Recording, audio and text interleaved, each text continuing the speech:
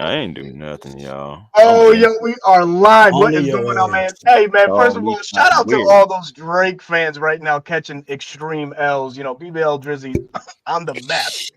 Shit. Already? Ouch. What? But, yo, this is a pop-up show, man. Let's get into it. Hold up. Intro first.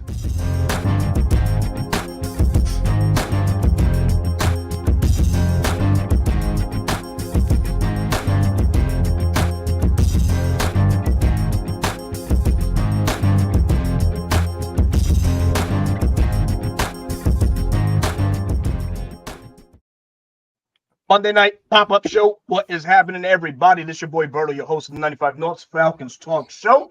I'm here with my guys, man. The 95 North Sports Machine, that is. Smitty, Chris, but we got some special guests in the building. Those guys over there, man, for one time for the fan and Dirty Fanatics United. What is going on, fellas? Jack, we'll start with you, man. How's your evening going so far, man? Oh, feeling good, feeling great. Always down to do a pop-up show, talking Falcons. I mean, we had a show last night. For those in the chat, one time for the fan. Catch us every Sunday, every Wednesday, Friday mornings too as well. But yeah, show last night, and then we're back here talking Falcons football again. I'm all for it. So shout out to everybody here on the chat. Smitty, good to see you again. Berto, Chris, No my doubt. boy Know Chase, it, man. T Will's here too as well. I mean, it's gonna be a Yes. great night, man. Why should I spend time talking about what's about to happen when Chase can tell you what's about to happen? Chase, Let's What's go, up, Chase. people? Berto, appreciate the invite. Smitty, No problem, Chris, man. Of Terry, course. Jack, what's going on, boys? Appreciate the invite, man. It's time to talk Falcon football. Can't complain, man. Draft is over with. Falcons have gave us something to speak about, so I'm here for it, man. Let's get it. T. Will, how you feeling this That evening, did- man? Feeling Go good, down there. man. Go Glad ahead, to T. be here. Got to say what's up to Berto, what's up to Smitty, sir. what's up to Chris. Of course, Mr. Jack Spade and Chase. Hope y'all doing well. Happy to be here, man. Thank God woke me up this morning. Looking forward to talking some Falcons football, gentlemen. Berto, I'm going to defer to you. Go ahead, sir. Absolutely, man. It seems like the Falcons are always in some sort of shamble or some conversations. Right. Well, before we started, man, you know, you had mentioned something about misery. What's up, Smitty? You keep pointing. What's up? No, I'll just point at you. Oh, my bad. What's going on here? Yeah, so the Falcons always seem to be in some sort of news of some controversy or some, you know, shout out Mike Florio, you punk, always trying to shed some light on the Falcons' business and whatnot. But Chris, I'm sorry, T-Will, you had mentioned something about the Falcons' misery, and we're going to tie that into our first topic, and which is, here we go again, man. The Falcons in some news again, or Kirk Cousins, that Here is we go. news. Feeling some sort of way that the Falcons went on and they drafted Michael Penix. So the real underlying question is, should Kirk Cousins really feel threatened by Michael Penix, man? So, Smitty, I'll start with you, man. What's your thought on it? Hey, man, before we get started, we got to holler at Mon Dukes, man. Mon Dukes Oh, coming Mon's in the through. building. yeah. How are you? Shout out to Shout out, Mon. my boy John Abraham also, man. Today is his birthday, man. Shout out to him. Don't spend too much time in the strip club. Just take my word for it. But this is Send the gonna be a invite, John. topic, man. This is gonna be a topic all season, man. If y'all, whether y'all like it or not, should Kirk Cousins be worried about Michael Penix? No. They pay you $100 million guaranteed to be the quarterback, to do your job, to be a mentor to him. So just do what you got to do. Stay focused, and just let the media talk, because they gonna do it here. I've been doing it. So just let us talk. Let us talk about what we're gonna talk about with the situation. But trust me, stay focused. Do what you need to do and all this. He was going. He didn't go back to Minnesota because they were drafting a quarterback here. The same thing happened in Atlanta. So it really don't matter where you at. This wasn't gonna go the way you wanted to anyway. One, you're 36 years old. Two, you worth a lot of money. So whatever they pay you, you deal with whatever come with it. Yep. I'm talking about outlined that thing pretty well there, sir. You might as well go ahead and give your thoughts, bro. Smitty said that with his chest, everyone. Y'all seen that? Well, he is at 10K, so he does a good job with talking. Hey, you know what I'm saying? He said, I ain't get that for no reason, playboy. Spitting facts. But, Yeah, man. But in short, also too, man, you know, this is kind of happening all over again, right? RG3 was in that situation with Kirk Cousins, so Kirk Cousins should know how to embrace this moment that we're all talking about right now. If anything, man, just continue to be the consummate professional that you have been throughout your career, man. Just lead by example. You know what I mean? I don't think that he should feel any threat. by Michael Penix. If anything, he should have saw a move like this coming. He's no spring chicken, 36 years of age, coming off a devastating injury, that Achilles injury. So having insurance for now your new team, who you supposed to be standing on logo business, as my guy on the mark will say, so it's whatever the team wants to do. So he should be all for it. But Jack, anything you want to add on to this topic? Hell yeah, they should feel threatened. They should fight. No, I'm just playing. Nah. Kirk Cousins is he's don't say that too loud. Sheesh. He's a professional. You know they watching. You notice some fans probably going to clip that and say, "You see what Jack said?" Nah, but Falcon fans in the chat, hit that like, share, and subscribe button. Not only for one time for the fan, but everybody here on the channel. But for Kirk Cousins, he's a professional, right? And the leadership that they're asking for as a quarterback to come over here and help rebuild that quarterback room that we didn't have the past 2 years.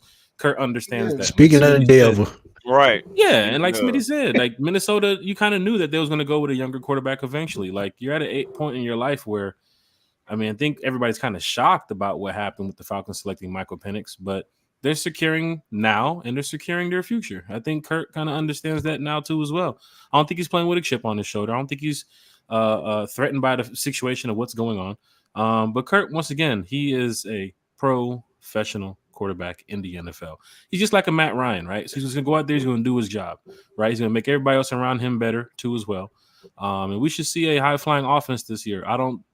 This is filler content for that media outside of the Falcons community, right? Because they need something to talk about, and they're going to talk about this every day with Michael Penix. They're going to come find different reports, and it could be something where Kirk Cousins shows up to camp 20 minutes late and Penix was there, the first one in the building. They're going to talk about it, right? They're going to try to find anything they can to have Falcon fans be upset over the fact that, we selected a quarterback after going after Kirk Cousins in the offseason. So I have no problem with it, and no, I'm not. I don't see no threat for Kirk. Hey, and I'll give y'all a quick thought. If anybody want to take an example from somebody, take it from Alex Smith. It happened to him twice. Happened in San Francisco with Colin Kaepernick. Happened to him in Kansas City with Patrick Mahomes. Did he get mad? Did he start pitching fit? No, he just kept doing what he needed to do. So he had a solid career. So just let it go, man. Just let it go. Hey, man. Yeah, you see it all the time. Like T. Will was talking about with the Eagles situation. You don't see it so many different situations. It's not just that. You can look in history so many times where, quarterbacks are going to get drafted if they're talented and you want to add to your team. That's what you're supposed to do because it's all about the logo. And that's at the end of the day. Kirk Cousins should be worried about nothing except for getting us, first of all, the NFC South championship or the NFC South title. Then moving into the playoffs, get us some playoff wins, and eventually a hoist of the Lombardi. That's the only thing he should be worried about. Yeah, no for me, what's funny about this whole thing is just it's the inconsistency, right? So what we were discussing before we came on is there are a couple of articles by some news guys that basically said, look, they've talked to coaches and I would say at least three, a few is three. So at least 3 or 4 coaches have come out and said it's Caleb Williams and then Michael Penix in that order. Looking at his arm talent, his ability to throw, the touch, he's the number 2 pick, right? Now, number 1, this is from guys at PFF who basically said as far as his progressions, Michael Penix is number 2 right behind Caleb Williams. This is from Albert Breer, who was basically quoting coaches and a few other folks. So what I'm not understanding is if he's number 2 before the draft, right? If he let's walk with this for a second, right? Maybe y'all can help me out. If he's number 2, on with it. If he's number 2, which means he's better than Jaden, right? He's better than everybody. He's number 2 on your list. And you got him at number 8. Did I miss something? Take Kirk Cousins out of it, right? He's the second best quarterback, agreed, from several coaches. You got him at 8. That's win number 1, right? Number 2, you have, and no disrespect to Kirk Cousins, great quarterback, very good quarterback, solid, delivers 4,900 yards, or at least 4,500, but he's 36. He's coming off an Achilles injury. and Father Time is undefeated. Father Time will come and get us all, right? Wouldn't you want some assurances? I would. I would want some assurances. I would, right? You say, well, you just gave him $100 million. You're absolutely right. And I want some assurances because the reason I gave him $100 million is because we have a great team. We got a great defense, and with Kirk, we got a great offense. And guess what? If Kirk goes down, we'll still have that great offense. Will we not? So where's the problem? Third point, right? I tell you what the problem is before you go to your third point. I can tell you the problem is.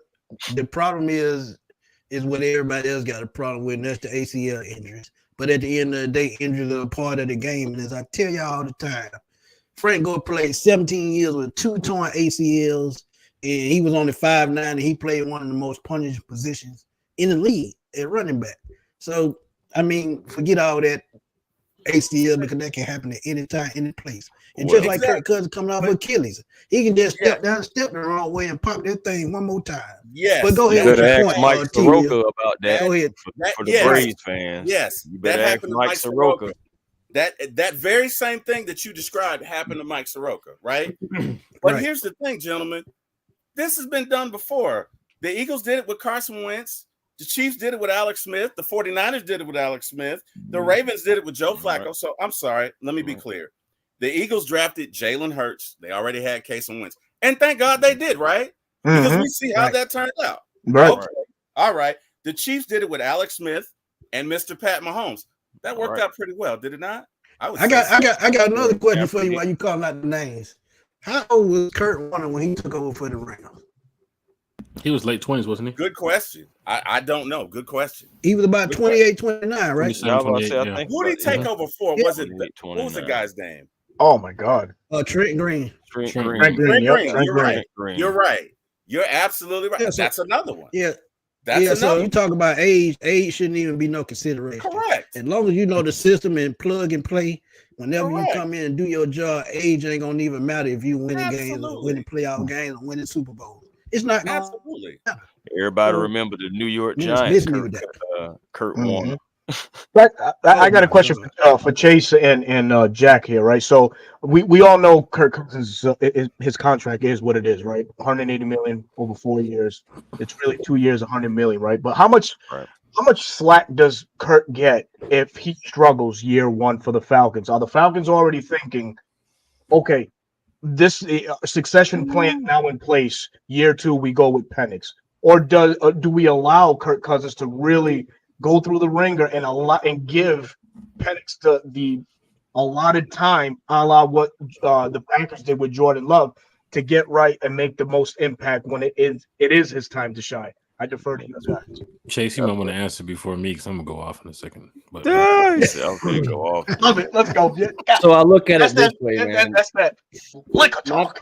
Michael Penix Jr. ranked number 2 on draft board for a reason. Okay, if it wasn't for the fact that he went to the Atlanta Falcons, if the Las Vegas Raiders traded up to number 8, he's a starter day one in the NFL. You know, Michael Penix Jr., the only player to ever go over 4,000 passing yards, breaking the school record. Voted offensive MVP by his school in 2022. Number 1 in FBS total offensive yards, 3rd in completions. Michael Penix Jr. is a baller, and he has the best deep ball that anybody has in this draft that beats Drake May and Caleb Williams in my book. Precision, accuracy. I believe Kirk Cousins is safe. Kirk Cousins has to come in and do his job, do what Kirk Cousins has done his whole career. If the Kirk Cousins gets us over the hump and gets us to the playoffs, he can afford to lose in round 1, I believe, and he'll still start next year. Just the fact that the Atlanta Falcons haven't been to the playoffs since 2017, just to see us back on top of the NFC South, back in the playoffs, possibly a playoff game at home. Fans are in love with Kirk Cousins, and they're ready for year 2 with possibly more weapons. I don't think Kirk Cousins has anything to worry about now. If he was to go down, I think Penix is ready to step up and take that role. They're kind of a mirror quarterback there. Kirk Cousins has already said it's going to be a smooth transition for Penix when he takes the ring here in Atlanta. So it's going to be. I'm sorry, Chase. I don't mean to cut you off. When you say that, we got to let the fans know too. 11 personnel was heavily ran in Washington. It's kind of what we're going to get here in Atlanta now. There's a semblance there. So that's what he means by a smooth transition for those that don't know. But please continue. And just to finish it up, just to wrap it up here, it's about the aggression the Atlanta Falcons want to take here. If the Atlanta Falcons truly believe that we are a win now team, you may not see Kirk Cousins get 2 years to get this thing together. He may only have this 1 year, and Michael Penix Jr. may be the succession plan that they have for next year. If you're not going to be a top 10 next year, then Kirk Cousins is definitely the quarterback to roll on. But I'll pass it on to Jack. Yeah, I mean, hey, but before we go on, we go on, Jack, gonna give a birthday shout out to that one Falcon fan, man. Yeah, Daily man. birthday. Y'all give him a shout out in the Happy chat. Happy birthday. birthday, man. Big shout out that one. Happy Hey, birthday. please go subscribe to his channel as well. That one Falcon fan. And I'm gonna ask a Jack, question after you go, Jack. Yeah, so I mean, just going off of what Chase said too as well. And good answer to Chase, because I mean, Right. I know Falcon fans here in Atlanta, you know, they was kind of upset about the amount that we paid Kirk, and then we went ahead and selected a quarterback in the draft. Some fans, but then fans like myself, we kind of see the vision for what the team is getting ready to do, and their succession plan, and I'm all for it. Now, for this season, I'm watching the Rams game and the Rams-Lions game right here on the NFL Network. Rams are 10-7, Lions 12-5. So if the Falcons get anywhere around those two records, I mean, there's no bench Kirk moment, right? There's no sit him down type moment. And looking at the schedule this year that we're going to talk about in a couple minutes, I see probably maybe, 3 or 4 losses at best on that schedule. Otherwise than that, it's like it's a takeoff run. You can go ahead and get to the playoffs. And I want to see, I keep saying on our podcast, I want to see this team week 13, 14 know that they're going to the playoffs. I don't need to see this team has to lose week 15 and this team has to lose week 16 and we got to win. I'm tired of that shit. Yeah, Kirk all Cousins that outside of help. Yeah, Kirk Cousins should be the guy that should get you over the hump of where you need to be by at least week 10, week 11, week 12, where you're talking as a Falcon fan, like how it was in 2016. They keep talking about in 2016. Well, in 2016, I knew I was going to the playoffs by week 13. I knew that shit. I knew that this team was destined for greatness. And I want to see that happen again. But I'm also from Atlanta. And I know this fan base and I know this city. And you have a guy named Michael Penix, who's a rookie. And the moment Kirk Cousins mess up here in Atlanta, they're not going to hesitate to yell and scream out Michael Penix's name. Now, does that shift what the coaching staff is going to do because the fans are yelling for Michael Penix after a pick? No, it shouldn't. But this is a win now league, and I don't talk about the negatives on one time for the fan, even though they do happen from time to time. But I don't want to see the negative from Kirk. I don't have a negative bone in my body to say that Kirk's going to come out here and slump it up this year and the backups coming in and Terry's job's on the line. I don't want none of that shit. I want to make the playoffs. I want to go win. So I'm all for Kirk completing this season 100% and getting us to the playoffs, winning the division. And then when it gets to the time of putting Michael Penix in down the line, then that happens. But I do think, as you're watching the NFL, I mean, Jared Goff and Matthew Stafford, Pat Mahomes, there are some times when they have to step out for a player or two. So Penix might get in this year. Like, it's not about him just sitting on the bench for 2 years. I can see it. Like Chase, like your boy Phillip says, if it's 35-10 in the fourth quarter, why is Kirk Cousins in the game anyways? 35-10 in the fourth quarter. Put Michael Penix in. Give him some time to, get familiar with the system. And, of course, in a real game, not preseason, but in a real game, regular season. So that way fans can see that this kid can play. But I'm all for Kirk Cousins finishing the season healthy, not worried about Michael Penix coming in and taking his job in week 7 or week 8. I don't see that happening unless there's an injury. I don't even want an injury to be happening. I don't even want to mention injury on our podcast. I need players healthy. But that's just my take on Kirk Cousins. I think he's safe. You play good. Team is looking good on the field and off the field. You're winning. That's the locker room mentality right now. Communication, energy, outrun the South, winning. Why are we talking about losing? Shouldn't even be a loss. Right. They're gonna win. No. They're gonna win big this year. I'm all for it. And I'm gonna need more than just what's down here in this comment from Carl Thomas, me personally. I need more than just the playoffs from Kirk Cousins, because we brought him here for more than just a playoff victory. We brought him here for more than just a title, a division title. He's here to take us to the Super Bowl and to win it. There's no other reason why he's here.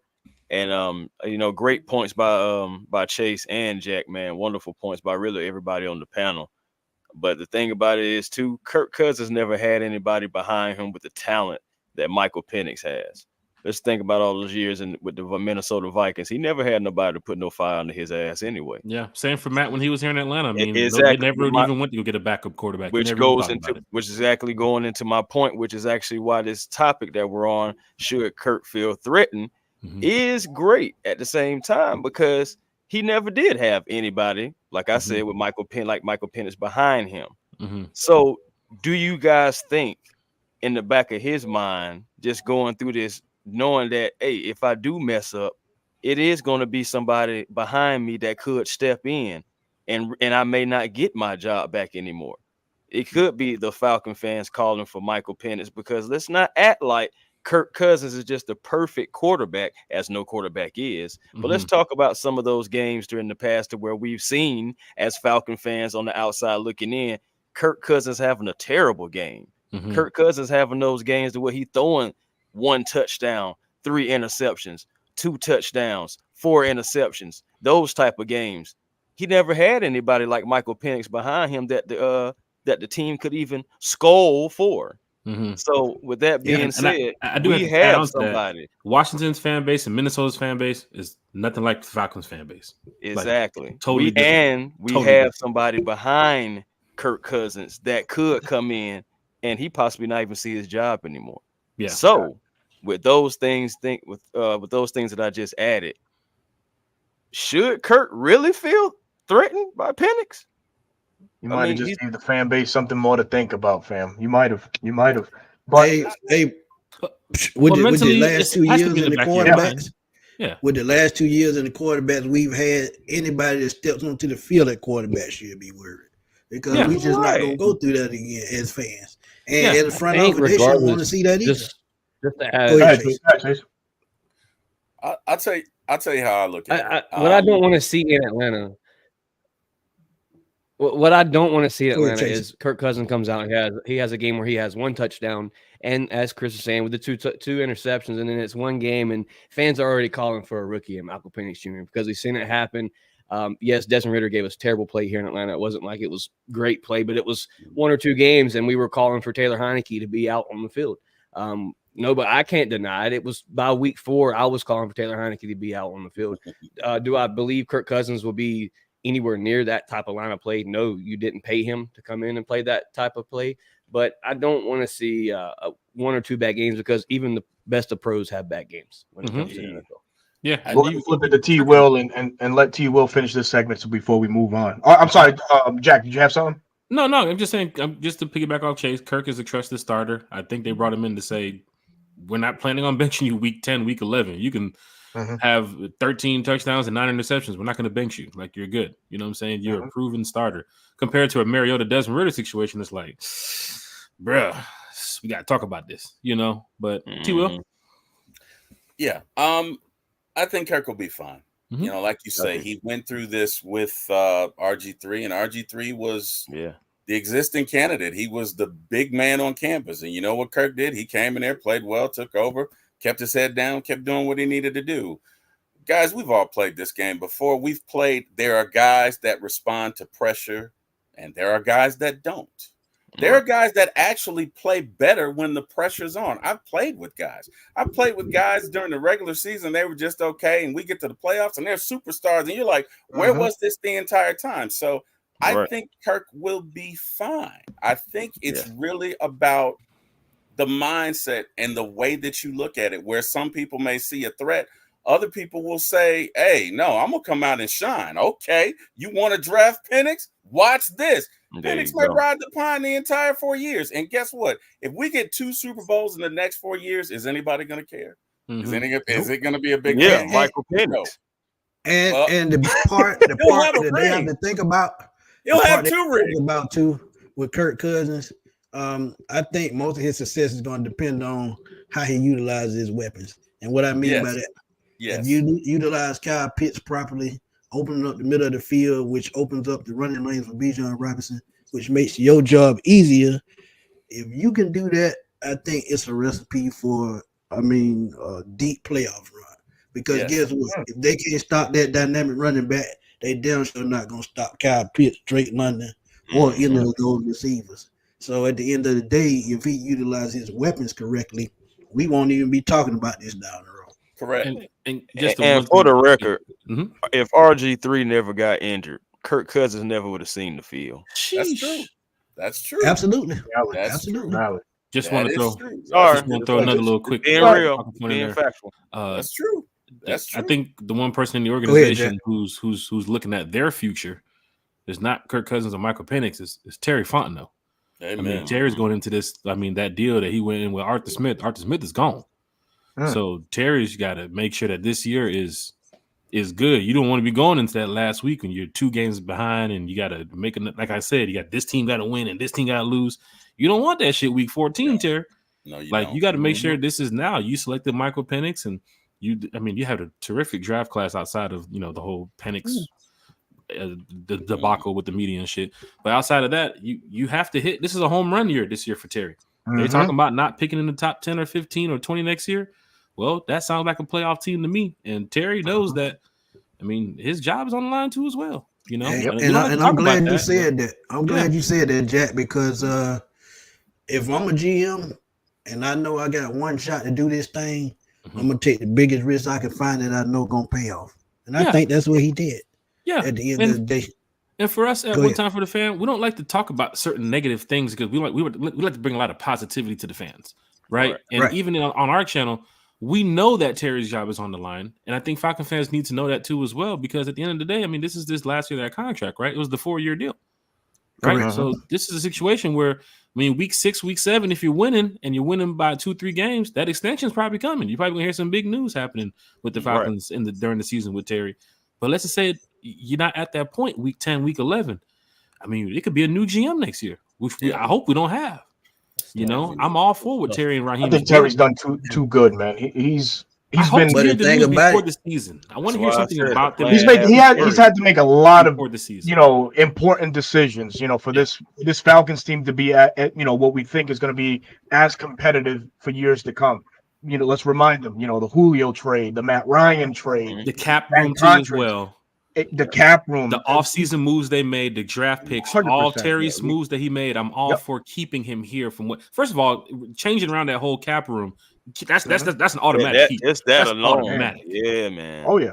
That should have been the extension right there. Like the first year you came in, you changed the salary cap, bro. That's a 3-year extension right there. Come on, let's get it off the bat. Yeah, and think about it too. This year was very exciting for us. He set himself up and the team up for the next 5 years. That's why I think his job is safe no matter what happens this year. I lost 2 fan favorites, but if it can get me a Super Bowl from it, I'm all for it. Oh yeah.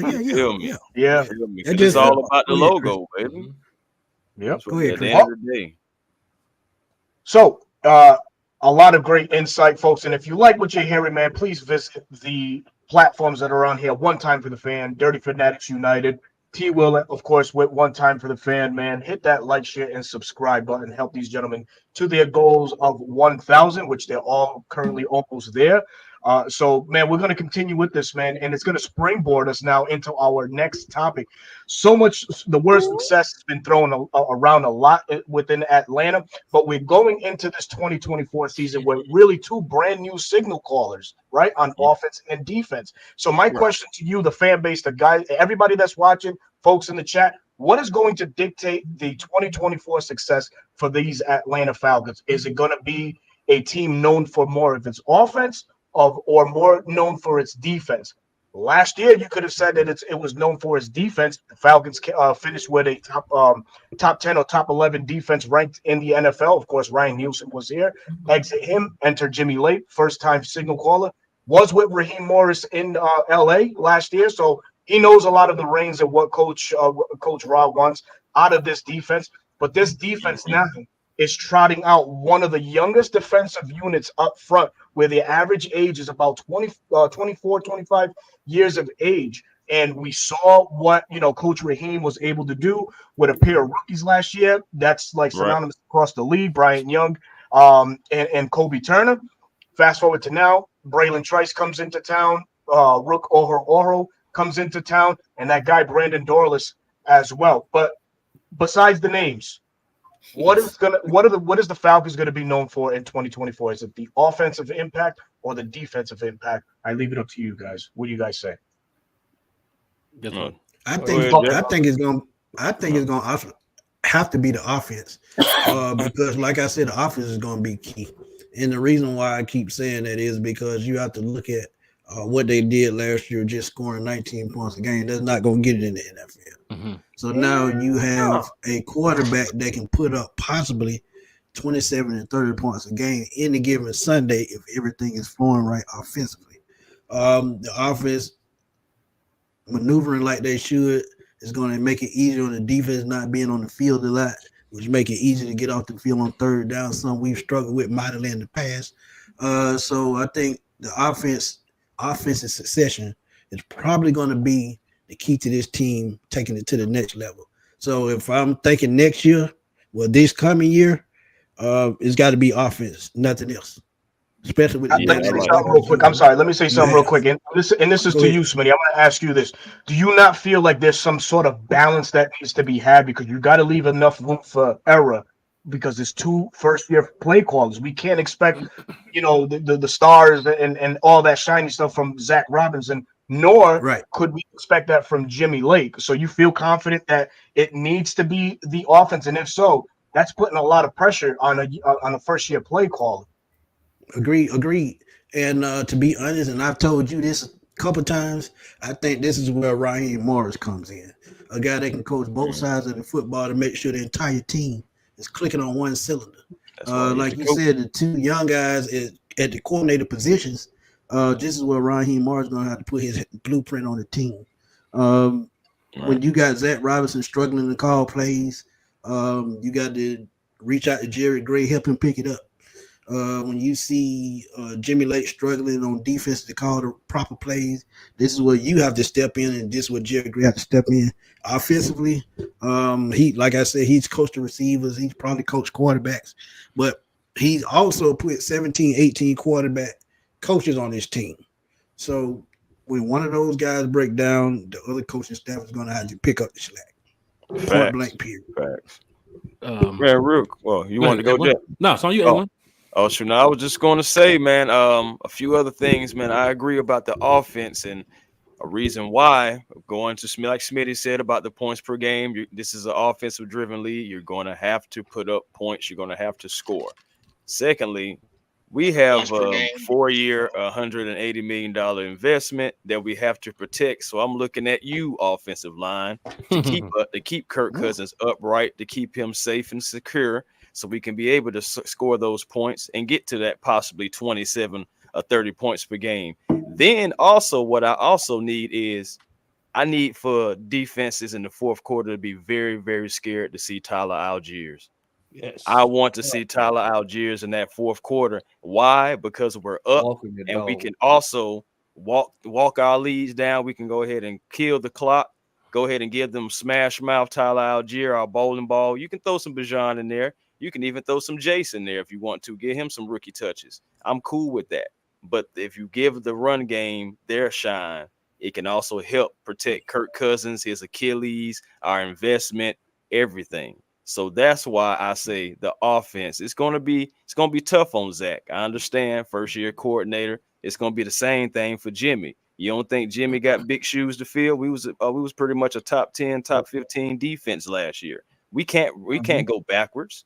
But I still give it to the offense just because of the investment and the talent that's on the offensive side of the ball. And we got to put up points. We got to be able to give fourth quarter. If we execute properly, I believe we're going to see a lot of run game in the fourth quarter to protect Kirk Cousins and our investment.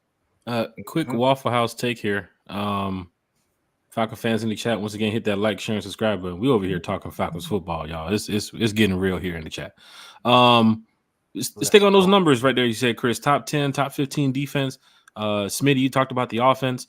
I'm going to go ahead and say balance, man. Like on both sides of the ball, top 10 offense, top 10 defense. Why can you not have that? Look at Kirk Cousins' numbers. If he's throwing for 4,500 yards this year with 30-some touchdowns and less than 10 interceptions, that better be a top 10 offense. And if it's not, well, what the hell is the defense doing? But then again, you got to look at the defense side of the ball. Why would we take a step back? With what we have, we still have all-pro Jesse Bates back there. We have A.J. Terrell. We have Grady Jarrett. We still have Caden Ellis. We still have Nate Landman. We have David Amiata. And then we added some beasts along that defensive line.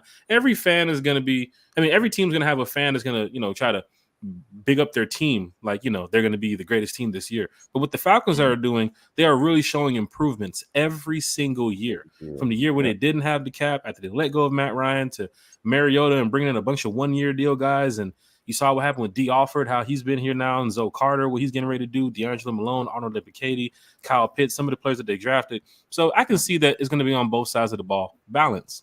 You're going to run the ball more because you're going to help out with Kurt. And the defense is going to be playing lights out, 3 and out off the field. But yeah, I don't see us taking a step back here. We got a guy named Kirk Cousins who I've seen the stats, I've seen the numbers, and if you can put up 4,500 yards here, damn, I can't remember the last time we had a 4,500 yard season. If you can put that up here in Atlanta, you got a top 10 offense. And you saw what the defense did last year. I mean, we can shut down some teams. So hopefully they play hand in hand. And when we went to the Super Bowl that year, all 53 players were on the same page.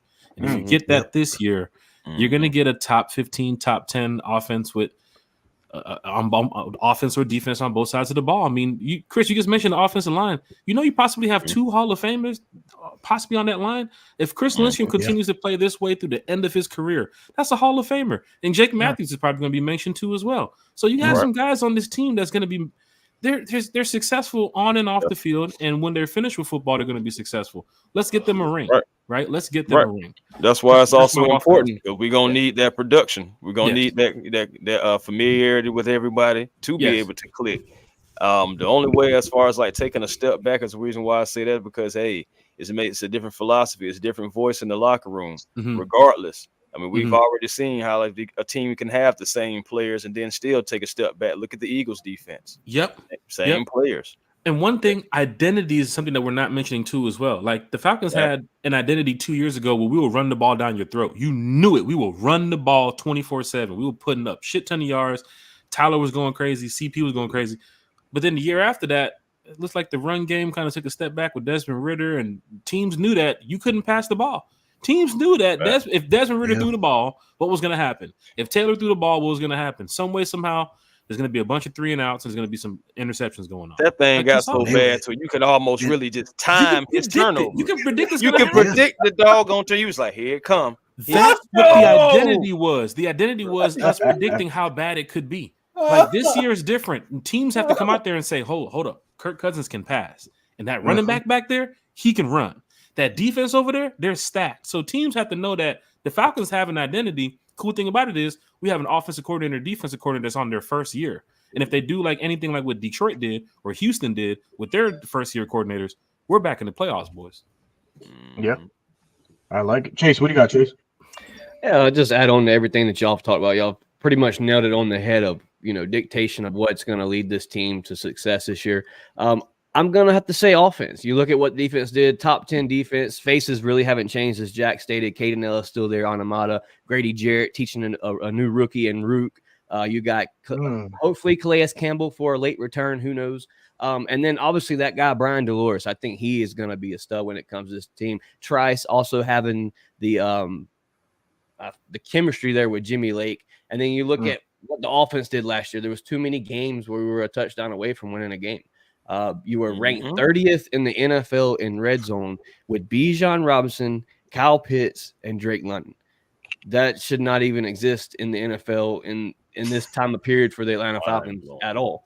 Tyler Algier as well in the backfield. You didn't use him as well on the goal line like you should have. To me, the offense has to hit. You scored 18.9 points a game. That's not even 3 touchdowns. You're ranking 1.9 touchdowns a game. That's 26th in the league. Ranking last in damn near every subject on offense. So offense, man, offense has got to get it going this year. And Kirk Cousins, where it starts. T-Will? Hey, you guys have all stated it. I think balance is important. But, guys, this offense we have, I mean, man, if this thing clicks, I mean, put it this way, right? Let's say you had only gotten Rondale Moore, or you had only gotten what's our number 2 guy now? Darnell Mooney. Oh, Darnell Mooney. Let's say you'd only gotten Mooney. You'd have been all right with a couple of also-rans, but you went and got Ray. You got Rondale Moore, who are burners. We're not even talking about them. I think the offense is going to be fine. I think the defense is going to be fine. I agree with Jack. You have to have balance, but I don't see a slowdown, guys. If anything, we may ratchet this thing up because, again, we got a general, man. We got a general. I don't know if you guys ever played for a coach that like just got you riled up, like just got you ready to hit somebody. You don't even know why. You just want to go hit them. That's our coach, right? And not only do we have that, this guy coaches coaches. To answer your question, I think it's both, Berto. But I'm not worried. I'm not. If anything, I think we're going to score 30 points a game because why wouldn't we? Why wouldn't we? Yeah, right? yeah, and I'm glad you said that because we've been saying that on the show for a while. The Falcons last year, they played exactly how their coach looked on the sideline. They played with no urgency. Ugly. They played with no fight. And it was, it was always a problem. He couldn't even get plays in on time. It was just problem after problem, situation after situation. So now you probably got that coach that knows how to manage games. And like he said, he's learned over the years coaching after leaving here what to do, what not to do. And like I told y'all, man, he had Josh Freeman in Tampa Bay. Josh Freeman had one good year.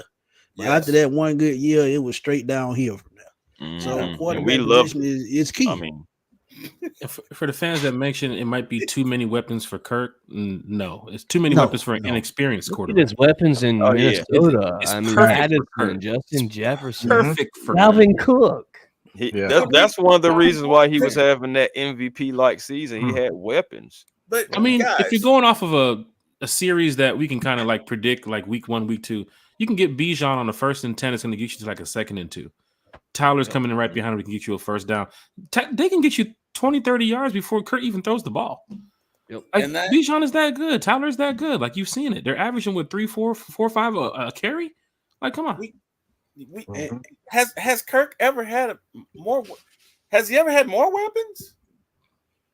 If you think about it, he had Adam Thielen, Stephen Diggs squad. Adam Thielen, another one. I'm saying Adam the Thielen, volume, and all them. No, the volume. I say not as the much. assortment of weapons, right? You got guys coming off the deck. Right. I mean, you got Drake. Right. He's never had a solid 2 running back system. You got Tyler. Right. You got Kyle. You got Mooney. Ray. You got Ray. Carlos Washington, the rookie to keep an eye on. Last year he had Justin Jefferson. Isaiah TJ Hawkinson came over from Detroit. He made him out of a Pro Bowler. Then people not talking about Jordan Addison, the rookie last year. Nah, he had a Pro Bowl type season too. So he had the same amount of weapon that he has right now. He played. And before the injury, And before last year, they had Dalvin Cook as well. He's a Bijan Robinson type running back. So he's had the weapons, just not at one time. But last year, I think he had the best weapons that he's had in God knows how long, which is why he threw 18 touchdowns in just 8 games. Imagine go anywhere with the ball. We should be undefeated if he throw 18 touchdowns in 8 games. We should be the undefeated. way he was balling last year, he could have threw for 40 touchdowns, possibly. No, seriously, he was on pace. Easily, he was on pace, bro.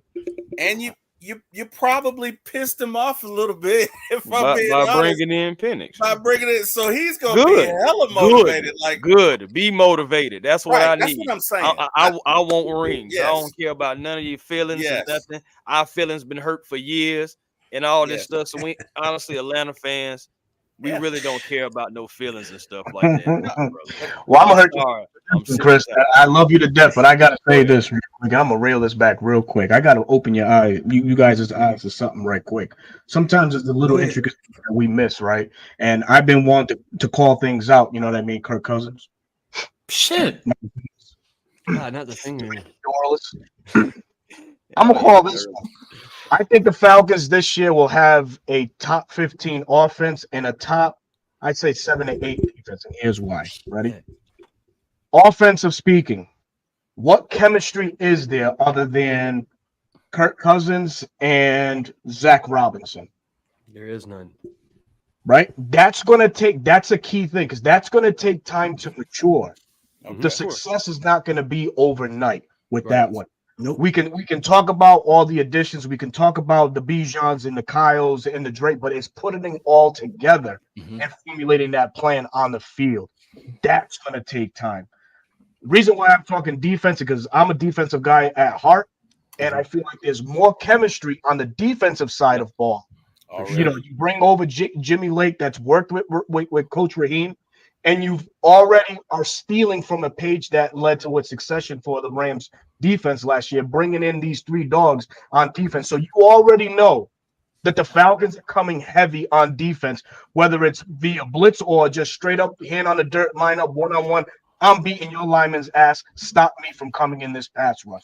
That's the attitude I think the Falcons are going to bring next year. I think that's the reason why this Falcons will be known next year as a defensive planted team versus that offensive explosion that we're all kind of just wishing and hoping for, right? There's so many great pieces that we have on offense. I mentioned Bijan, Tyler Algier, Kyle Pitts, right? We talked about not having a sturdy number two. Chase, this is to you, my friend, because you brought up a guy in Casey Washington, which I'll be talking about tomorrow as well. That's a sleeper pick there, but you got Darnell Mooney as well. These pieces all have to come together first before we can talk any realistic outputage out on offense. I think again, I'm going to go back to it, man. I think defense is going to be the calling card for this Falcons team in 2024, with the Falcons offense clicking at the right time once this offense matures 100%, man. And that's my piece. The 2016 season as well. I mean, there was games we lost to the Buccaneers week 1. The year we went to Super Bowl, we lost to the Bucs week 1. And then you look at as the year went on, it just everything just clicked. The team was playing together. Matt Ryan, the first quarterback to have numerous touchdown targets to every receiver on the squad. So I mean, it like 100% with your point there, Berto. It's all got to job up, and that's one thing Kirk said numerous times in his press conference that he can't wait to get the chemistry started. Hitting up Kyle Pitts, Drake London on his ride into Atlanta. So definitely training camp is going to be something fun to watch, man. Facts. Let's get this super chat in right quick. Before you go let's get this super chat in and say, what's up, JJ the Great? Appreciate you tuning in. Appreciate the $4.99. Say first live I've called in a minute. Happy I did. We got a super team on the pound of the night. Rise up. Appreciate you coming through, JJ. So, but Chris, go ahead, man.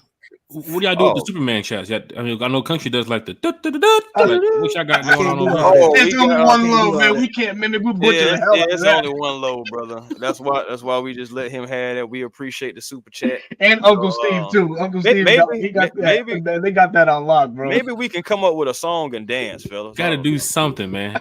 I can't dance. I'm just shit out of luck. Does anybody know who Mr. Richard Pierce is? He says, funny how y'all are now praising the pick. I said it when it happened. It was a good pick.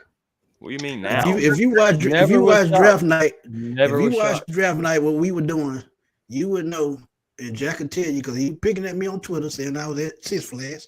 You would know that. Smitty was happy right off the bat. It took me a few seconds for my wheels to turn. Right there. Yeah. Let him on the ride. We had just talked about it too. That was so funny. If you watch my channel, you will see that I put out a video of the 3 reasons why he made sense at number 8, long before the pick even crossed the board. So one thing about that, if you watch any of our channels, we're gonna give y'all clues and hints as to what we feel and why we feel a certain way. So we never just not praise nobody. We just talk about every single aspect of Falcon football that we can. So we don't discredit nobody. Somebody else that I know me and Berto mentioned. Berto, me and you be having some of the similar picks. I've been noticing that, man. You better stop cheating off my notepad. Wow. That's my ballsy of you to say, young man. I know for one time with the fan. I think I'm the more accredited one on the panel, so shout out to you. He is 2 for 2. I mean, he just called it out before he mentioned the topic too as well. He had to throw it in there that he is 2 for 2. For the Michael Penix pick on our channel, we were shocked. We had Penix on our draft board. Like you have to have a draft board of all those players. Like you can't be upset about a guy if you didn't get him because you might be only focused on that one guy. We kept saying it on our podcast. Don't put your eggs in one basket for a player. You got to do your homework to say if they selected a wide receiver, Why did they do that? If they would have selected Dallas Turner, why did they do that? So you had to make a list of players that you knew the Falcons could select. We were shocked, but I ain't had no problem with it. I'm good. No, me neither.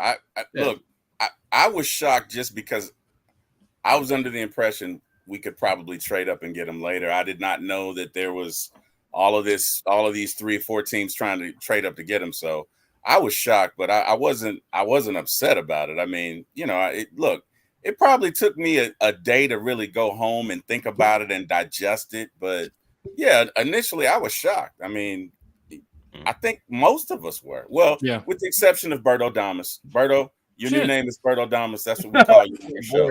Berto called me that day too. So, hey, y'all remember in the mock draft? I told you I was gonna call you. Please, please don't start that. Please don't start that. Berto's chose violence to pass. Berto Damas, man. Hey, man, I'm telling you, I'll get back at you guys when the season ends and we end up in the ranking that I said offensive and defensively. And guys like my boy right here, Tony Wright, it's like he just said, "Yeah, Berto looked at my comment after commenting regarding our defense." Man, I wasn't copying you. Shit. Shout out to Tony. Who we playing in the Super Bowl, Berto? If we're going that far, I mean, probably the Chiefs. Damn, probably the Chiefs. Berto, do you do the win and catch 3 numbers? Shit. I wish, bro. I'm over here trying to make the hell with the catch 3. What's the Powerball number? For real, man. For real. Well, speaking of Powerball and all those blessings and stuff like that, man, comes this next topic here. And with the schedule release coming out pretty soon, man, how many primetime games should the Falcons brace themselves for? That's Magic City Berto. Shout out to you, Magic City Berto. I like that. I gotta use that. But yes. Schedule release coming out supposedly this week. You know that teams do leak some of the games and times and dates and stuff like that. So how many games are you guys anticipating the Falcons having a primetime game? Jack, I think the last time I was on your show, we spoke about this, and it was actually 2017 was the last primetime show the Falcons had on air against the Eagles in that Julio Jones walk-off. Because I'll be honest with you guys on the panel and folks in the chat, I don't consider Thursday night games primetime games, man, because it's just there's no lore or luster to a Thursday night game, man. Yeah, so I think I'm gonna go 2. And I think Minnesota is going to be one just because of the turmoil they done put behind it. And Kansas City is going to be the other one to see what we match up against some of the best. And I think that's going to be a Sunday night game. So those will be my 2 games that I would be looking for to be primetime game. I love it. Jack, you belong to a very prestigious fan club, which I'm, finally am proud of being there myself.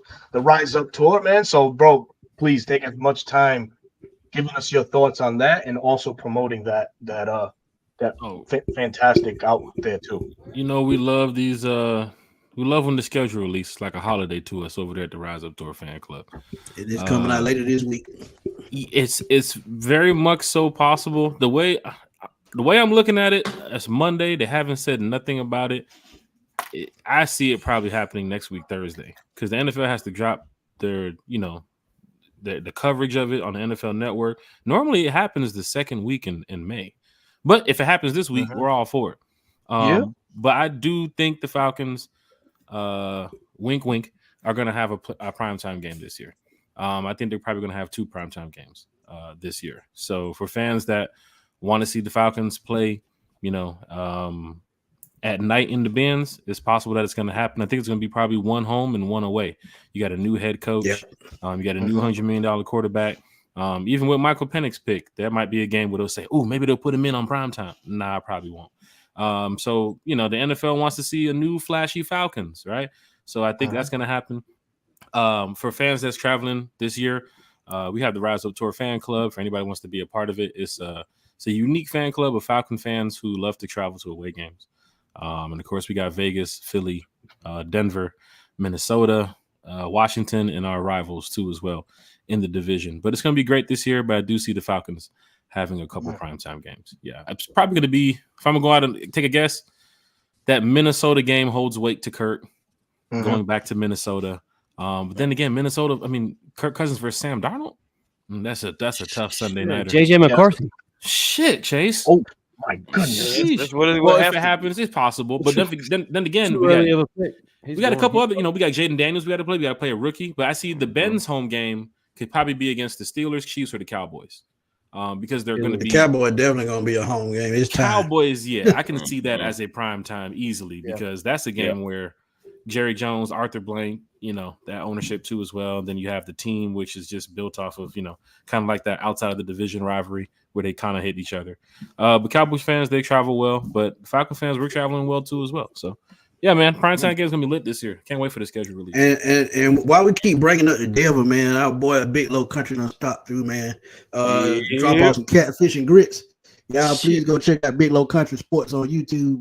He's always doing his thing, man. He went viral with his reaction. That's the tribal chief, man. Sheesh, he was just on Good Morning America, wasn't he? 200,000, damn near 300,000. Right. So y'all go check him out. Shout out to yeah.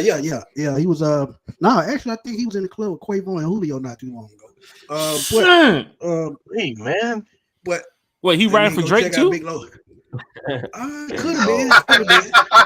But BBO Drizzy. Yeah, but y'all go check out Big Low Country Sports, man. Drizzy fans are hurt right now, man. He's doing his thing. Shout out to Big Low and GM Ronnie, man. They always doing their thing, man. Love what they do. Company duo, man, and they sang at wedding. So if y'all want to book a show at the wedding, hey, they do that too. So hit Big Low up in his DM, and he'll give y'all the prices. We're gonna get Cushy to sing at one of these road game parties this year. He says he's injured. Man, I like it, man. Hey, I got one to bring up right here. And Chase, my guy, I want you to please just talk on this, and I'll piggyback off of you because I think you and I see the worth and value in this young man, our 6th round pick, Casey Washington. So talk to folks, man. Gap Boy with the question. What are your thoughts on Casey Washington? In my opinion, could be wide receiver number 2. Talk to him, Chase. Yeah, Casey Washington, man. Even if it's not receiver 2, I think you see Casey Washington pick up in the slot spot this year. If Darnell Mooney is your solid receiver number 2 and produces like he could the year before Justin Fields, or not before Justin Fields, DJ Moore, I believe Darnell Mooney could be the solid receiver 2. But Casey Washington, man, a sleeper pick, kind of reminds me of the Roddy White pick back in the day. Comes from the smaller school. Smaller, always under recruited back in high school. He played in a high school run heavy offense and still made it seem somehow get through the loop and made it to college and gets picked up here in the later rounds by the Atlanta Falcons. Just a sleeper guy. I think his chip is definitely on his shoulder. He's coming into a receiver room that's not very deep. And I think the speed along, you're missing the Scotty Miller this year. You no longer have that speedster other than Darnell Mooney. You got Ray McLeod, which is more of a special teams, I'd say. But man, Casey Washington's got the burners and he's got the height. And to me, man, it's just a faster Drake London. The guy's got the rebound catches. He can go up and grab the ball. Casey Washington, I got to watch, man. I love watching Casey Washington's tape, man. 6'1", 200+ pounds, man. Ran a 4.47. Wasn't invited to the combine. 39-inch vertical leap as well. Watching the tape, watching how this kid maneuvers in traffic, how he catches the ball, his body control, reminded me a lot of a young Jarvis Landry when he was coming in the league, man. Just at a bigger height and pace. He does have deceptive speed. He could, really etch his footing as wide receiver number 2. And we don't know if Darnell Mooney's gonna, eventually be the solid number 2. Got to remember Kyle Pitts is probably gonna take up a lot of those looks, man. So it's a toss up. It's a real toss up right there. But after the toss up, I go a little bit deeper than that, Berto. I think he could really, stamp his name in this offense, man, going forward. I go a little bit deeper than that. I think he can be this year for Kirk Cousins, KJ Osborne. That's the way he had in Minnesota. Same type build, same. He plays his game pretty much the same as KJ Osborne. So I can see him, and I think Mooney would be fine. Rondale Moore, like somebody said in chat, we didn't talk about him, but I think Rondale Moore is going to be type of a gadget guy. He's going to be a Taylor Gabriel of this whole offense. So I can see Casey Washington making a difference because somebody got to step up for that number 2 spot. Yeah, and looking at the Casey Washington situation right now, I have him as the 4. Yeah. What they paid Mooney, if you put him at 3 or 4, it's like, why'd you just pay this guy this? If you get beat out, you get beat out. If it is true that if you get beat out, you get beat out. I do look at the contract though, and it's like, why would you pay him this? if he was going to go draft a guy or even bring in Rondale Moore that can easily take his spot. That to have Rondale Moore as your fourth receiver getting paid what he's getting paid is like, bruh, why are you on the team? Like, we can take a 3-4 receiver, another cornerback with that money. But then again, I'm not the Falcons. I'm not the Falcons. But Casey Washington, I seen his tape, and the kid he's nice. I think it was a 6 foot receiver. Hit a 39.5 vert too as well. They said he's good in one-on-ones. That change too, man. That's what you need. You need a chain mover because Kirk Cousins. We're going back to Kirk Cousins, the type of quarterback he is. Washington should eat if he is the 2, the 3, wherever he is. Washington should eat because of strong Kirk enough hands, the ability to beat one-on-one defenders too as well. I mean, I saw that, and you can't really play too much man when you got Kyle Pitts, Bijan Robinson, Drake London. They don't know what the fuck to do. Most defenses. So now Casey Washington fits into the pick. And then what's the other guy that we were talking about the other night? Berto, the undrafted guy. Isaiah Jackson. Chris, what's the name, Chris? Oh, I was going Isaiah Wooten. Isaiah Wooten. Yeah. Okay, that's another one. Yep. When this kid hits the field, that might be that D. Alford moment right there. Because I'm hearing this kid is fantastic. Wooten is bedtime. I'm trying to tell you, he putting your boys to sleep. And your boys on Birdcage the other night was like, he's on the 53.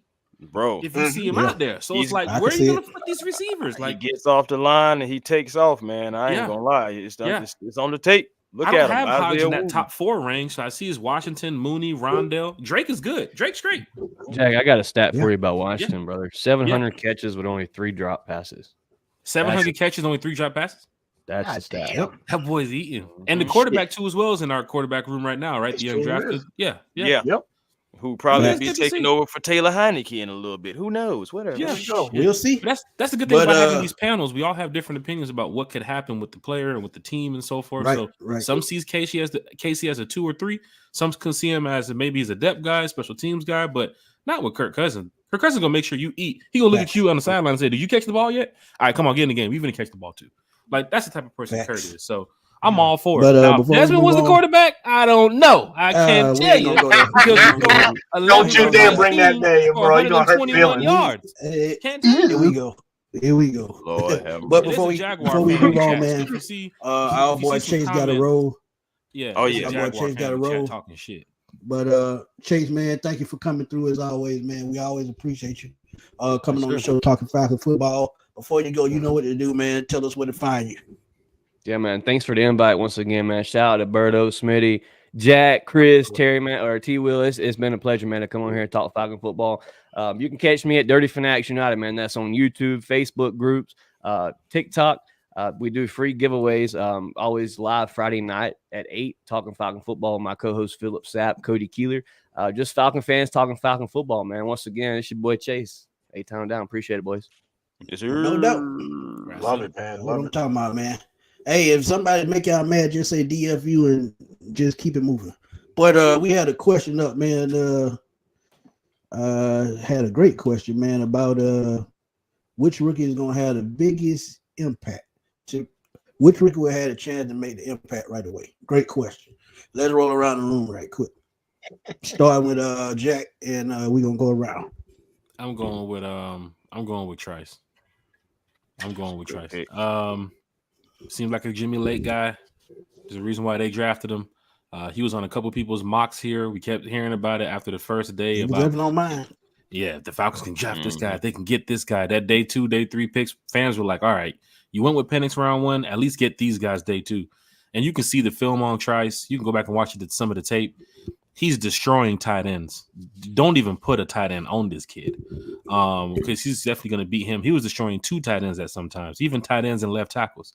The way he gets through those gaps, man, the way he has a skill to him, right? He has technique too as well. He's not just put a head down and just bull rush, get to the quarterback. He got some skill. I like his size too as well for what he is. He's like what 6'3", around 6'4", around that range. 6'4". He's 6'4", 255, 260. And he's going to get into that new weight room that the Falcons have over there in Flowery Branch, right? He's going to work with some of the veterans that's been in that room too as well. But he's going to come in that room not even looking like – he doesn't even look like a rookie. Look at his size, bro. He doesn't look like a rookie.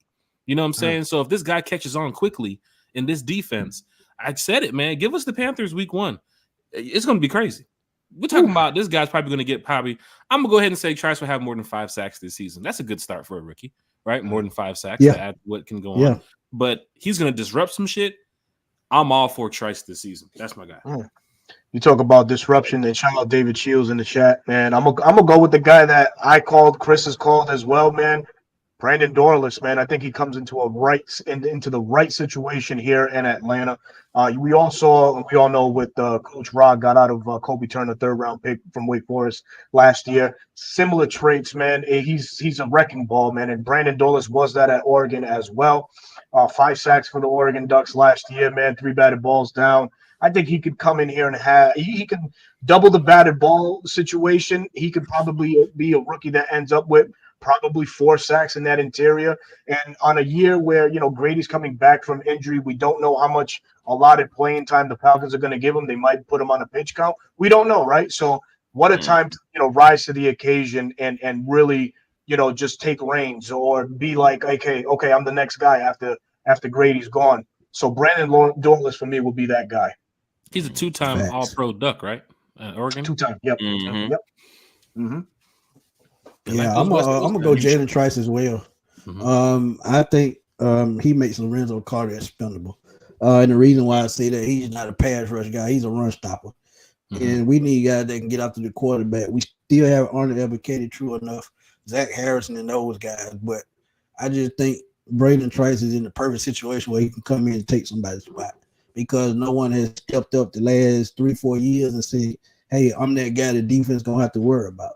And I think Trice can turn into that guy, and being in Jimmy Washington's system in Washington and knowing it already, that helps him a lot.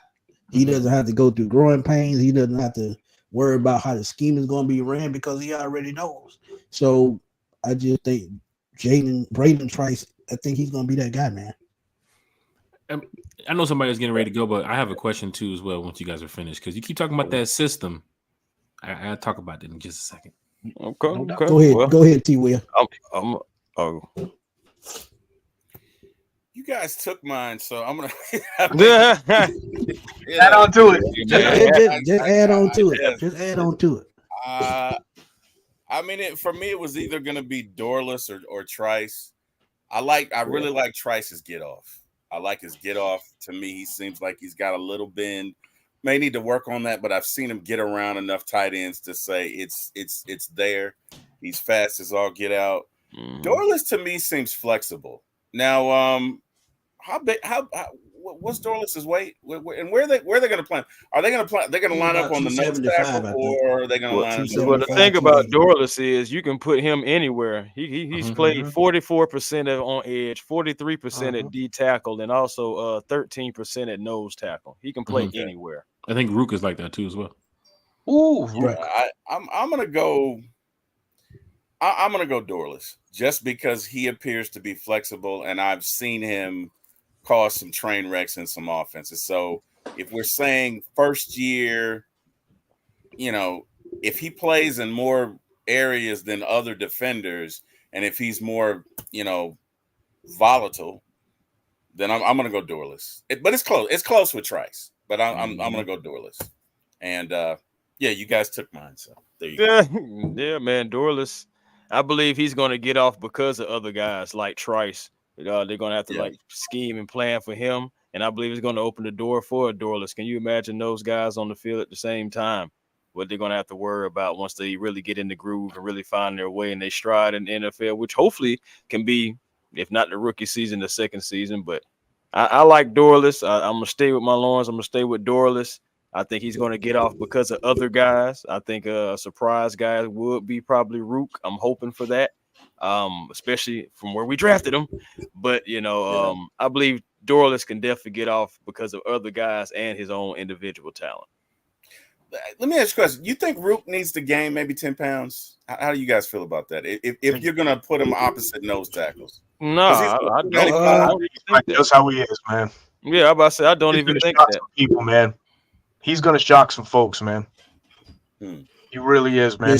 What people don't understand about Rook, this dude has raw power, and when I watched his tape and the way it popped off, the way he was beating double teams with one arm, basically, It was just exciting to see and to be around guys like Grady Jerry and David Onyemata who play with that same mean streak.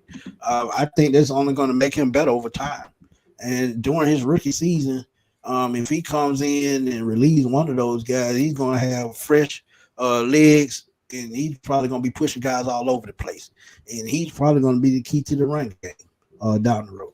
So 6'4", I think he can 290. be a sleeper. Yeah, he can be a sleeper. Bro. 6'4", Hold on, man. I 290. appreciate this comment right here so much, Gap Boy. I agree. Oh, me too. My goodness. 1,000%. That's a great point. Great point. Somebody we were supposed to have, but 49ers wanted to pick him first. Whatever. Shit, we ended up with Jack, you Chris had a question. Lindstrom, Mike. I appreciate it. But I wasn't mad about it. I think we were strictly going Kinlaw in that particular draft if he was there. Yeah, I think so too. But Jack, you I'm got a happy. question. I'm happy. Thank you, 49ers. I'm happy because we got. Yeah, I mean that's still a question, but I think I want Falcon fans to just know that Raheem is coming over here and he's building the system that he wants, and we keep hearing about the system, not only from content creators, but you're hearing it from the coaching, you're hearing it from the organization, from Terry. Remember, they keep talking about that system with Washington. They keep talking about Kyle Shanahan and Sean McVay. They keep talking about that system in LA. Like anybody who came with that Kyle Shanahan offense, like they want that in their system. So they keep talking about when I had the private meeting, not the private meeting, it was like a fan meeting with Raheem after he first got hired with the Falcons. And he said that this is not going to be like the Rams system. This is going to be our system. But I kept hearing it for the past couple months. The system. What is the offense going to look like? What is the defense going to look like? I mean, it's going to be a brand new Falcons, but just hearing the system kind of takes you back to where Raheem came from, right? The type of coaches he's been around, right? So I'm watching the Rams game now versus Detroit in the playoffs, and I'm looking at Matthew Stafford drop back where there's no running back in the backfield sometimes, right? He's getting the ball out 3-4 receivers down the field, right? So we're going to see Kurt do some of this stuff that the Rams are doing, right? So what the system is, I mean, we technically don't know because we haven't played the game yet, but it's going to be close to what they had with Shanahan and what they had with Sean McVay and LaFleur. Raheem came from that, right? He's just going to make Zach Robinson be on a bigger scale of it, right? So they want to get another Super Bowl, and it's going to happen. And I think it's going to happen here in Atlanta. If he can open up the offense like those guys, it's going to be dangerous. Yeah. Trust me. Yeah. Because I've constantly heard Shanahan's name come out of Raheem's mouth since he's been a coach for us like at least 10 times. Agreed. Same for McVay, same for LaFleur, same for the Rams. I mean, I understand you came from that still, but you're still talking about it because you're familiar with the system. Mm-hmm. So if he can get these guys to buy into what they had out there in LA, they won a Super Bowl. Yeah. Like he said in that interview, we knew we was going to win a Super Bowl. That feeling just kind of came over. Like you already knew that he was going to win a Super Bowl. The team was built for it. Right. And I see this team built for it. Here. I see this team built for it. You gotta go one thing we talk about on the show all the time is familiarity. Yes. And that's something that they're going to live and die by in Atlanta, I think. Oh, yeah. They're familiar with everything. Players, kind of the foundation, really, everything. You look at it. Mm-hmm. Right. Mm-hmm. Pretty much. There's certain key words you got to look at: family, system, foundation, communication. Like you said the other day in the meeting, energy. Like they have different themes for their meetings. And I mean, all coaches going to come in here and try to pump the fan base up.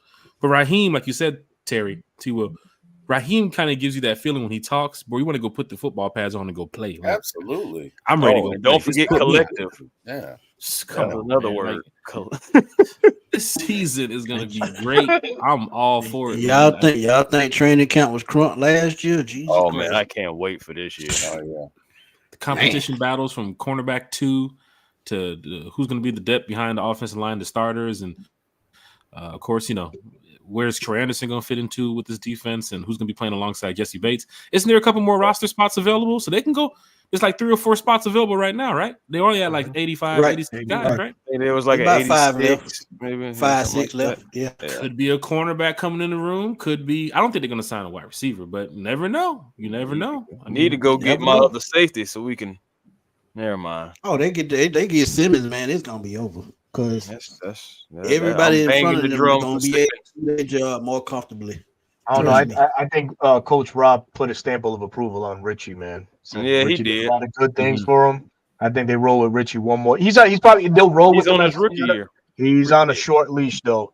He's on a short leash for 2024. Mm-hmm. He's going to I'm gonna say he's gonna let us down. He is. I'm sorry. Hey, He is. maybe so, man. But that brings us into Have one of the faith, closing Chris. thoughts of the I show. do that he's T-Will, gonna let man, us what you down. got, man? What you want to add on, bro? You've been Hey, lounging. man, you know, just with all of the noise, all of the white noise that you're hearing from all of the media pundits, Oh, phosphorus. let's lock in, man. Let's lock in. We got a great coach. We got some studs as far as assistant coaches. Their trajectory looks to be good. We already had a good defensive team last year. We had a good offensive team last year. The only thing we were missing was a quarterback. We got two of them. So there's an old African proverb that says, if the enemy within is conquered, the enemy outside has no chance. And it basically just means believe in yourself, Facts. right? Tune out all of the white noise, tune out all of the major pundits, and because they're going to hammer on this Kirk Cousins. They're trying to, hey, they need to eat too, right? They want to get you to watch it. Facts. We're going to hear about this. I think Smitty said all year, right? It's white noise. At the end of the day, it's about what you do on the field. So Falcons fans, let's lock in, let's tune in, let's be together, rise up, let's go. Shout out to my boy Actual Uncle Steve, facts. man. Y'all please go check out Oh. Uncle Steve Lounge on YouTube, man. Monday Minutia. You got Friday brunch. He's just on all the time, man. So y'all please go check out Uncle Steve. Great show.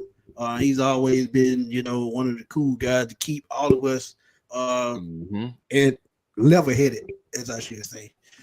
So trust me, Uncle Steve got y'all, man, with great Falcons content. Please go check out Uncle Steve Lounge and please subscribe. Indeed. We're all subscribed. You should be too. This is great. Jack Facts. Spade, what you got? But I'm ready for the season. Go ahead.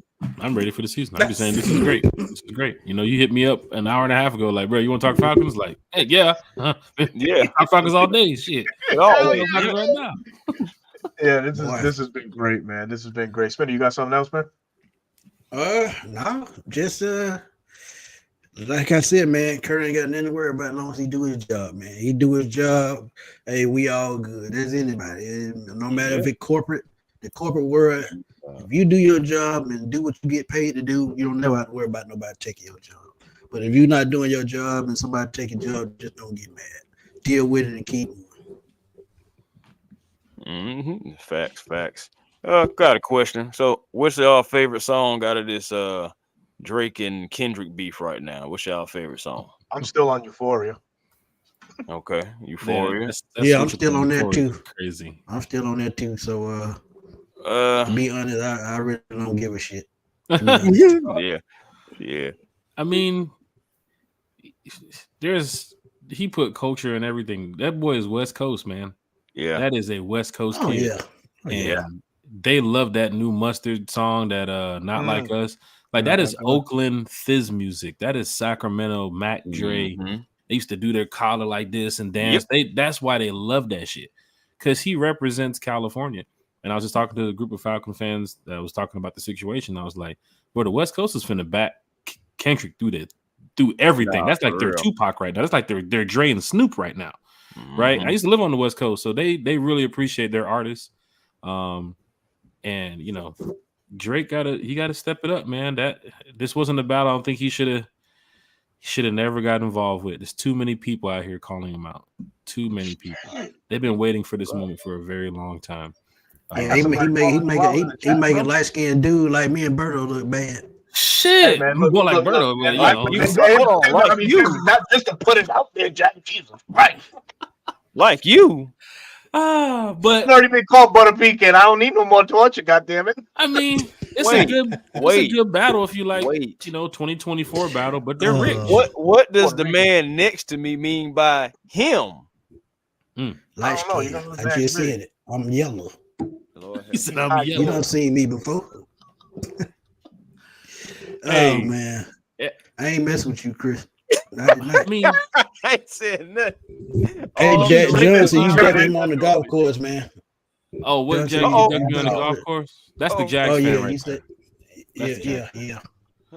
Hey, I seen him on the golf course out there though. Yeah, I'm outside, man. If you want to do it, man. Who trying to hop on that basketball court? Sheesh, boy, I ain't played basketball in a There he is. minute. Man, you ain't yellow boat. That's coming from the tribal chief. Watch what you say about the Help tribal me, chief, man. because Okay. Help country. Okay. Help me. that's 200K plus views. Tribal chief. Let's get it right. Country's on his golf game too as well. Big Low, ain't No, his nobody golf- ask you, dog. I'm just saying. Sheesh. Ain't nobody Help ask you, dog. But for all the fans that do golf, when the schedule drops, whatever city, of course, the Falcons are playing in, like Vegas and so on, I'm teeing off in every single city. Oh, So I can't wait to go play in Vegas, Minnesota. I done made that a part of my schedule now. Oh, we gonna play some golf out of Man, town. you balling, ain't you? I mean, ain't no balling. You just, you play a little golf, man. Have a little couple drinks, man. You know what I'm saying? I forgot I never did say about the whole schedule release thing. I'm gonna go 2 and a possible. I'm gonna go 2 and a possible real quick. I guess you read then. Yeah. Yeah. This man. Y'all out of control now. Yeah, I'm gonna go 2 and a possible though. I agree with Jack about one being away, one being home. But I'm also say later in the season, I believe it's gonna be one that possibly get flexed into the spotlight position. And it could be possibly against the world champions. It could be against a former head coach, no matter which one it could be. But I think we may have 2 and a possible. I think we may get flexed into the spotlight later on in the season because we're doing so well. Is it going to be the Amazon flex, the Peacock flex, the Temu flex? They got different. I think I'm gonna roll with the Falcons flex. Okay, they're gonna try their best. If it's the Temu flex, we through. Yeah, you can forget it. You can forget it. Shoot, you may be through with any of them, honestly. I mean, look now, they got games on Friday now. Like teams are playing on Friday. You know what I'm saying? Isn't there a Wednesday game? There's a Wednesday game this year, right? I think they working on it. Because I believe Christmas, but the Christmas game. They're trying to do something like the day before Christmas or something. I was like, wait a minute, y'all doing a Wednesday game? They're taking the Christmas games away from the NBA. Last year, when they did do it, it was one game. One game did more views than all NBA games. Mm-hmm. I'm like, all of them, just one. So they really fit to snatch that. I don't know what the NBA fit to do. Especially because you can't even play defense in the NBA like that. Yeah, without somebody blowing the whistle. They're gonna have to play on Saturday, bro. Telling you, I'm all for it. But Tony Wright said, "Do y'all want to pick up Stephon Gilmore or Dora Jackson? Do you see them doing it?" I say no. Because I go get Simmons and rock with everybody. Simmons all day, or what's the guy Hendrickson? Oh, Trey Hendrickson. Yeah, I would either say him or Simmons. I even seen that he threatened to retire. Sheesh! Oh, wow, he really wants out of there. Right. I'm like, maybe let him out to sell. Yeah, Gilmore, man. Yeah, we do talk NFC South, man. If we get up with some more fans, we're gonna try to do a round table sometime this year. So just stay tuned, man. We're gonna do some round tables. And we don't like the Aints either. Amen. Yeah, we meet a lot of people, other content creators that with other teams. So trust me, we're gonna put together a round table at some point this year. Hey guys, for my nationally televised game, I'm gonna go the Revenge Tour. So I'm definitely gonna go the Sierra and Russell Bowl versus Future. I'm gonna go with that one. Man, did you have to bring that up? I'm gonna go with the Dan Quinn Bowl. The city's waiting versus the Falcons, and I'm gonna go with the Kirk come back to Minnesota Bowl up in Minnesota. I'm gonna say it's 3. Let's go, man. I'll say about 2 if possible. Just because the media don't like us like that. Dear Falcon fans, I'm sorry the media is trying to pass us. Shit. They're talking about us from here all the way to the Calabasas. I really think the comprehension is similar to molasses. That's why we bring you the grill and the quality, because they'll never surpass us. Okay. All right, man. What, man? I'm on my Kendrick stuff, man. Hey, you do you, man. That's all right. You go right on ahead. I like Meet the Grams, okay? They're definitely going to give us an outdoor game because we're a dome team in the winter. They're going to give us an outdoor game. So probably Philly, Carolina, or Washington will probably be in December or January because they love giving dome teams those cold games randomly towards the end of the year. Yeah, that's true. That's true. Yeah, We had a snow game in Chicago last year. That's absolutely Then we had true. the Bills that 1 year too as well, end of December. Right. Year before that, we had the Saints too as well, which was pretty cold out there in New Orleans that time. But Falcon fans, y'all want to go to one game this year? Like a game that's going to be lit at the Benz? I mean, they have a bunch of good games for the homes. Chiefs, Steelers, Cowboys, they're all going to be lit games. Even the Giants come to town. But go to Vegas if y'all want to go to Vegas. Mm-hmm. And New Orleans, Bills, y'all gonna need brass knuckles. Man, Vegas and New Orleans gonna be crazy. Knuckles. Well, you know, my daddy always told me keep a blade on me. So, sheesh. Where are we gonna need the brass knuckles for, Smitty? Where are we gonna need? I said if we play the Bills, them fans rowdy. Oh, the Bills. Well, we got a close enough. We got a close enough fan base. We play Philly in Philly, and they are. That Philly. You talk about rowdy. That's rowdy. They're tough. Philly. I got the way Rams fans fight up there. Mm-hmm.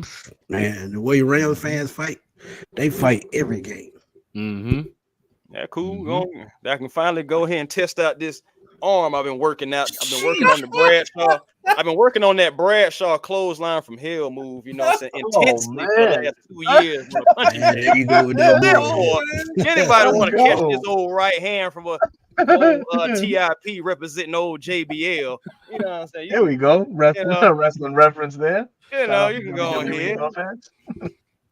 It's cool. Man. Hey, listen, man, we're about to wrap this up, man. It's been a hell of a show. Hell of a show, man. Pull up to the party, Georgia, Texas boy. Pull up to the party. He says he's going to Vegas. Let's go, man. It's been great, man. We thank you guys. You know, Chase had to leave, but we thank him for, you know, allowing him, you know, just for coming out, man. And same for, you know, Jack and T. Will, man. Thank you so very much for joining us this evening on this pop-up show. But before you guys go, man, please let them know your socials, where they can find you guys, and we'll take it from there. Terry, you want to go first? Because y'all going to love this. When Terry go first, it's like, it's a sermon, man. I don't even grab your Bibles. Have a seat. I don't not even Deacon have that T. Will. I don't even have that tonight, man. I'm at one time for the fan, and hey, man, like we say, look, let's just stick together. You know what I mean? I'm sick and tired of big media just dividing us and just, dude, they're laughing in the back. They don't care. Mm-hmm. They don't care about your Falcons. Let me tell you something. I live and die with this stuff. I live and die with it. I've been a Falcons fan for darn near 48 years. I'm 54. Let's call it 49, 50. I live and die with it. I have seen regimes come and go, and I'm telling you, we got a shot with this coach. We got a shot with this team. We got a real shot. But you know what? We can take away from it or we can add to it. So, guys, hey, no big speeches today. Fans, let's stay together, man. Let's believe in our team, man. Let's focus on it. One band, one sound. Jack, go ahead. And shout out to you, Terry, because to be honest, you can live through two different terms of Mary and Campbell. You can live through anything. Hey, amen. Amen. Couldn't have said it better myself. Hey, Falcon fans, hit that like, share, and subscribe button. Not only for us here at One Time for the Fan, but you got Berto, who does a fantastic job. Smitty, who does a great job. And you got Chris, too, as well. A1, who does a fantastic job. Chase, DFU, he does a great job, too, as well. I mean, we probably could have loaded this up with a whole bunch of content creators tonight because a lot of fans love talking football. I'm sure it is. Because it's the offseason and the fans are excited, and they should be. Could they have a team that they can go out there and say, we're going to win some games this year. We're going to kick some ass. I think there's a Bucs fan in the chat. He's probably looking at his team right now saying, oh, we're going to go out there and win some games and kick some ass. So that fan behavior, it goes for a lot of teams.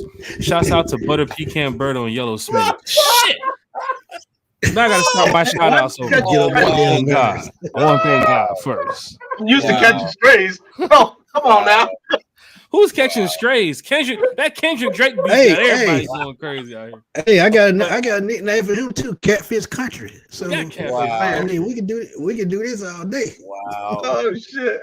For Catfish Country. This is what you're gonna get here when you probably show up to our podcast too as well. Their podcast, they do a great job. You can hear it right here, Falcon fans. One Time for the Fans, Sundays at 8, Wednesdays at 8, Fridays 9 a.m. for our breakfast with One Time for the Fan. We love talking Falcons football. If you're going on the road this year, if you're going to an away game this year, the Rise Up Tour Fan Club, you definitely want to check it out. Our memberships are available. Hit me up, Jack Spade, Facebook, social media, everywhere if you want to know anything about the Rise Up Tour fan club. But we throw on big parties, big events for the Falcon fans that do travel. Smitty, Chris, T. Will, Berto, we thank you here at One Time for the Fans. Always, Yes. man. Always. Berto, Smitty, Chris, thank you. Thank you for having us. Really Anytime, appreciate it. No doubt, man. Anytime, man. Hey, we always talking Falcon football. But y'all know where to find me, man. Smitty Sports Machine on YouTube. That's Yellow Smitty since Low Set. But it's Fat Boy Slim on YouTube. I'm sorry, on Twitter. Trust me, I'm always blowing up the internet with foolishness on Twitter. That's what I do. And y'all can catch me on YouTube because I'm always dropping video daily. Oh, man. boy, ain't gonna be no good. I hope Chris got some health care because he sure about to fall like For that. real, man. All right, y'all. Ain't something wrong with y'all, man. Nah, I'm sorry. The Yellow Smitty just caught me completely out. Oh God. No, the butter pecan Berto was a good one though. I got seismic. See, I've heard the butter pecan Alberto thing before. We got a guy named Uncle Steve. Yo, Uncle Steve got me with that one. That thing just took me out, boy. I'm Damn sorry, you, Unc. y'all. That was so unprofessional. Because I know where Smitty is too. I mean, not Smitty. I know where Berto is. He's up north, and he was like Magic City, and I was like, is that the name of the boat that they go out there and catch the crabs with? Like, is there a real Magic City out there in your area? Because Oh no, man. I want to see what Rhode Yeah, Island's you Magic City is looking emailing like. it, Because Atlanta's man. Magic City is a little bit different. Oh boy. Hey, Magic City on the side of the boat. Where they going? Oh, they're finna go catch us some snow crabs. That's Magic City. Yeah. Like, brother, I ain't fly out here to You come know see a what? fucking boat. I want to I see ain't some gonna be goddamn. no. I ain't gonna be no more good. If Bro. y'all please could just follow me at A1 Forever Sports, and that's all I got. Magic City's a That boat. damn country. I don't even know what to say, man. That This is damn a Mayflower. blitz, Oh, bro. This man. was in the best. This was a must-have. This was definitely a pop-up show for the ages. We appreciate everybody that came. Hey, that's through, what we man. Shout do, out to though. That's everybody, what man. we do. Shout out to the That's what chat we do. showing us love, man, like we always did, man. We got these eyes all the way up to 270, man. So shout out to each and every one of you guys, man, for tuning in, catching us on our own platforms. On Twitter, but my platform, 95 North Falcons Talk Show on YouTube. You can also find me tomorrow at 1 o'clock on Bleacher Report. Got an assignment due for them, highlighting one of the surprises that could the Falcons had that draft. You know, the Falcons draft. Excuse me. I'm all tongue twisted with all this foolery, man. But it is what it is, man. But You should be man, used to. You have should your be Monday used to night that. back, man.